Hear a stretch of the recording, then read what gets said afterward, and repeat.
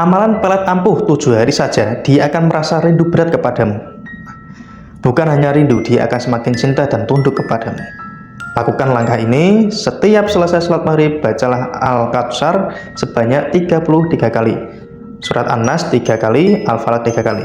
Nah, kemudian setelah itu, tiupkan ke tangan kanan Anda, ya, lalu basuh ke wajah Anda. Jika Anda ingin efek yang lebih ekstrim lagi, efek yang langsung kena, Anda bisa menggunakan sarana mustika penakluk sukma.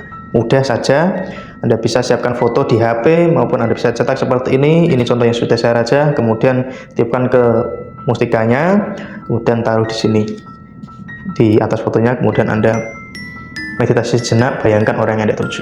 Otomatis dia akan rindu berat sama kamu.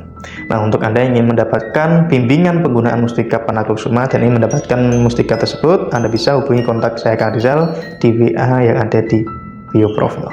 Monggo.